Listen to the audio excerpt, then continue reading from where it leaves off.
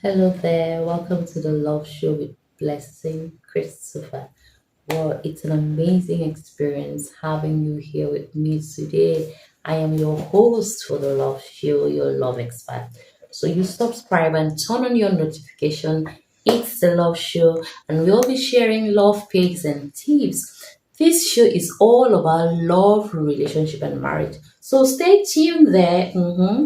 Now, on today's episode, we're talking about faults. Yes, faults as how we look at faults in relationship.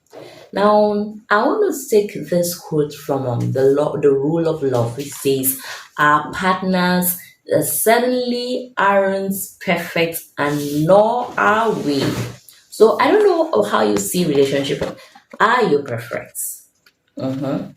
Because I want to tell you that if you think you're perfect, I will let you, or your partner is perfect. I want you to understand relationships are not meant for the perfect, but it's the two imperfect persons coming together to build a relationship. Now, I bet you yours got some lots, got your partner got lots of flaws too. So are there really mercy, or are there some mistakes, or are there things that are not unplanned, or is it because when we talk about faults in relationship, we could look at, oh, they talk too much, they demand too much, they want too much from your me. Partner, what are the flaws you think your partner has? What are the flaws, relationship flaws you think? But I want you to understand this. I'm talking about flaws that even you have your own flaws.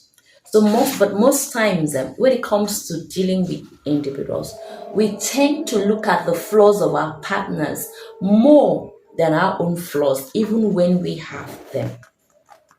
Now, most times when we have discussions, we'll say here, partners or couples say words like, "Put me in your shoe," or "If you have to wear my shoe," or "If you have to be in my stand, you will know what I'm feeling." Most times, when partners have heated conversations or are trying to sort out things, you hear words like, "If you could put me in your shoe," or "If you could feel my shoe, you can wear any part of if you could be at the receiving end, you will understand what I'm going through." Now we are talking about faults in relationship. And I did start with this, that relationship is two imperfect persons coming together with a goal in mind, with an aim in mind, with feelings in place. What starts relationship? Feelings, emotions. Truth is, when we go into relationship, we don't even look at the faults. We go into relationship looking at our emotions. Relationship is two imperfect persons coming together to become one with a goal in place, with a mindset, with ideologies. Now we're coming with from different background, different ideologies, different lifestyle, different personalities, and you're coming to become one. I want you to understand that definitely there are going to be issues, there are going to be things that will not be okay with you, things that will not be okay for her, things that will not be okay for him. But understand this, that those flaws we see, those faults we see in our partners, I call them weaknesses. Those weaknesses we see in our partners, it's as is common to man. Those weaknesses we see and experience in them. Okay, let's take for instance, when you're just falling in love and when you just get to meet your partner at first, what endears you to them is emotion. Could be their charisma, their personality. You are actually not looking at, does this individual have any faults? At that point, you're not thinking, do they have any fault, or what are their flaws? You are not thinking, that's not what's on your mind. What's in your mind is, oh, the butterflies. I love this person. I love his energy. I love his charisma. Oh, and he's like, oh, I love this lady. Girl, apart from you being beautiful, what else are you good at? You understand. I love the way she talks. I love her smiles. I love the way she moves. But as you go into it, as you get to connect, relate, you get to see those weaknesses that we are terming in this episode as faults. You get to see those things, and seeing those things will now make you start to form certain mindsets or certain beliefs or certain perception and perspective about your partner. And I want us to understand this, that the faults we see in others, we equally have certain percentage of those faults as well. They are called weaknesses. So only thing I want you to do now is give your partner certain benefits of the house. You are only permitted to say, oh, it can't work. I can't do this anymore. No, I'm tired of this. When you have given it a shoot, when you have given it a try, when you have tried to like fix it, it's not like either we have it or we accept it.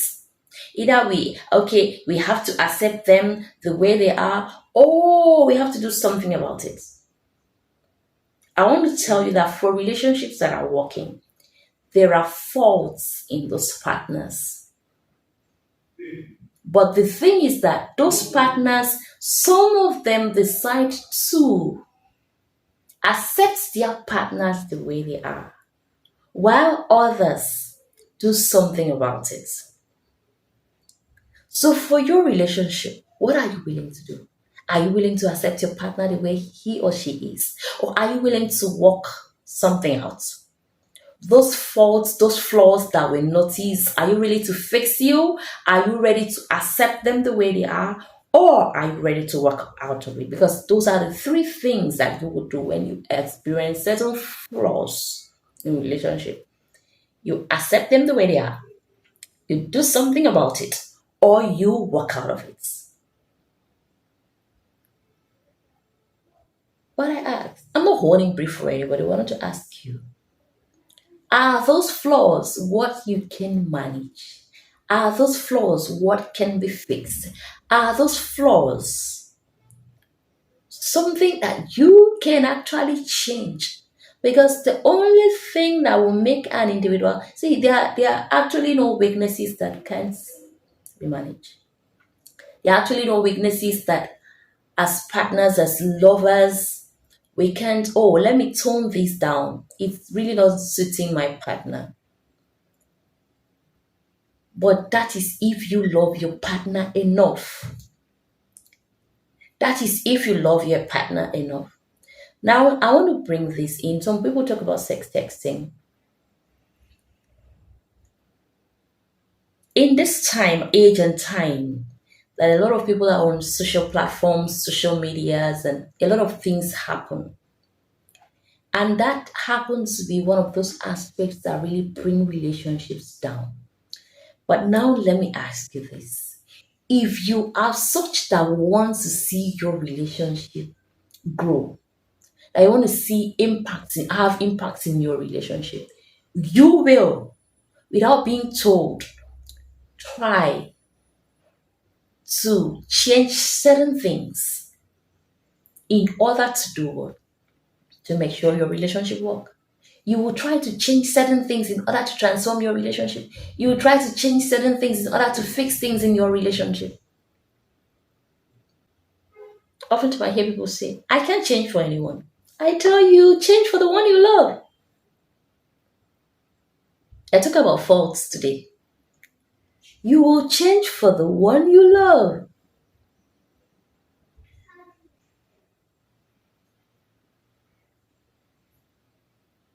But I want to tell you that it might not be total change, but there's going to be a certain percentage of change for the one you love. But when you're asking or when you're having discussions about these flaws or some things that are not comfortable for you in relationship, speak in love. Don't make it look as if you're trying to be a control freak. You're trying to control another person. Speak in love. Speaking in love will help you change a lot of things. Speaking in love will help you transform a lot of things in your relationship. Speaking in love will help you fix that relationship.